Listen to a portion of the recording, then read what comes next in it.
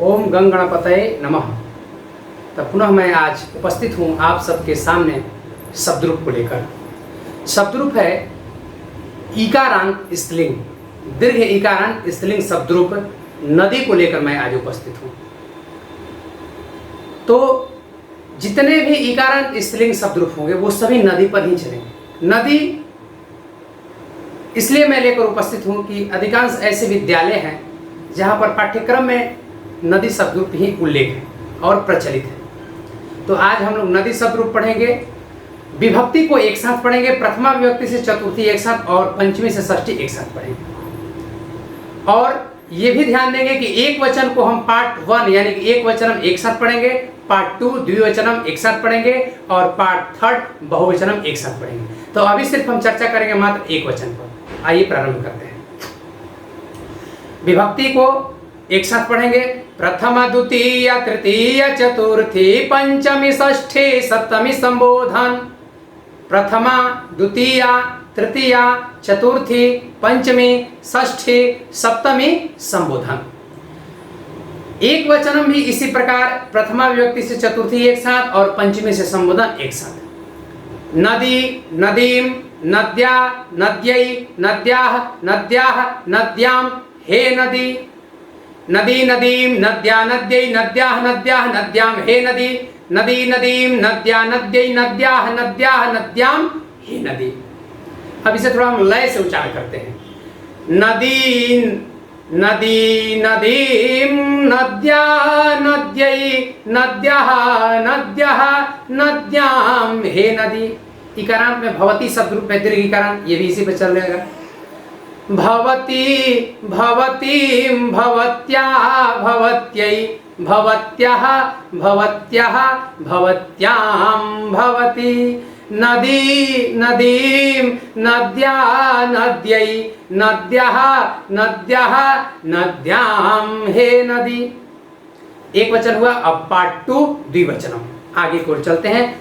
द्विवचनम।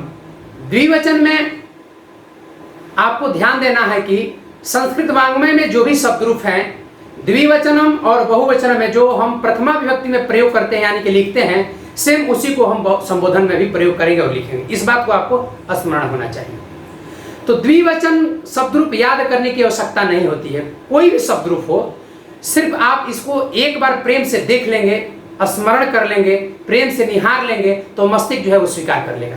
अब इसकी खासियत क्या है, तो मैं वो ट्रिक लेकर आपके सामने उपस्थित हूँ। आइए मैं ट्रिक को बताता हूँ। इसमें आपको क्या करना है कि 232 नंबर याद करना है। 232 का अभिप्राय क्या हो, इसका मतलब क्या हो, पहले समझ लेते हैं।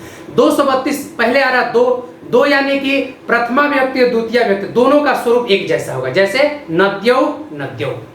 पुनः फिर 3 आ रहा है यानी कि तृतीय चतुर्थी और पंचमी, ये तीनों का स्वरूप एक जैसा होगा। क्या होगा? नदीभ्याम नदीभ्याम नदीभ्याम। पुनः फिर 2 हो रहा है यानी कि षष्ठी और सप्तमी, ये दोनों का स्वरूप एक जैसा होगा। नद्योः नद्योः। और संबोधन की बात रह गई तो जो हम प्रथमा में प्रयोग किए हैं उसी को संबोधन में लिखेंगे और हे लगा देंगे और संबोधनवाचक चिन्ह लगा देंगे तो बन जाएगा हे नद्यो। तो आपको द्विवचन तो याद करने की आवश्यकता ही नहीं है, तो आप समझ गए होंगे। अब हम उच्चारण करके आपको समझाते हैं। प्रथमा द्वितीय तृतीय चतुर्थी पंचमी षष्ठी सप्तमी संबोधन। नद्यौ नद्यौ नदीभ्यां नदीभ्यां नदीभ्यां नद्योः नद्योः हे नद्यौ। नद्यौ नद्यौ नदीभ्यां नदीभ्यां नदीभ्यां नद्योः नद्योः हे नद्यौ। तो इस प्रकार द्विवचनम। अब पार्ट 3 बहुवचन की ओर चलते हैं। बहुवचन में भी विभक्ति वही सिस्टम, वही तरीका। प्रथमा द्वितीय तृतीय चतुर्थी पंचमी षष्ठी सप्तमी संबोधन। नद्यः नदीः। अब नदीः में क्या है कि दीर्घी है और विसर्ग है, तो थोड़ा इस पर हम जोड़ देंगे। नद्यः नदीः नदीभिः नदीभ्यः नदीभ्यः नदीनां नदीषु हे नद्यः। नदीभ्यः चतुर्थी और पंचमी है, दोनों का स्वरूप एक जैसा होगा। नद्यः नदीः नदीभिः नदीभ्यः नदीभ्यः नदीनां नदीषु नद्यः। अब इसे हम लय से उच्चारण करते हैं। नद्यः नदीः नदीभिः नदीभ्यः नदीभ्य नदीनां नदीषु नद्यः नद्यः नदीः नदीभिः नदीभ्यः नदीभ्य नदीनां नदीषु नद्यः। इस प्रकार एक बहुवचन हुआ। आप भी इसी प्रकार प्रैक्टिस कीजिए और अभ्यास कीजिए, बहुत ही सरल रहेगा। अब हम क्या करते हैं कि एक वचनम, द्विवचनम और बहुवचनम पार्ट 1, पार्ट 2, पार्ट 3 एक साथ उच्चारण करते हैं।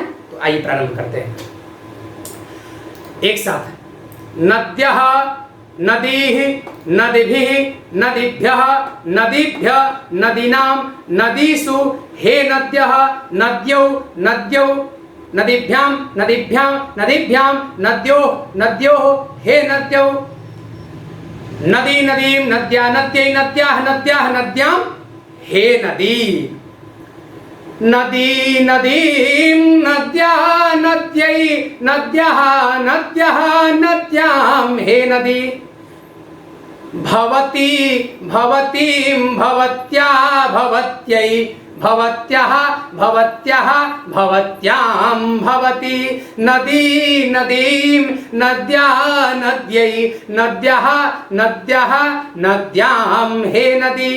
द्विवचनम नद्यौ नद्यौ नदीभ्यां नदीभ्यां नदीभ्यां नद्योः नद्योः हे नद्यौ। और बहुवचन नद्यः नदीः नदीभिः नदीभ्यः नदीभ्य नदीनां नदीषु नद्यः।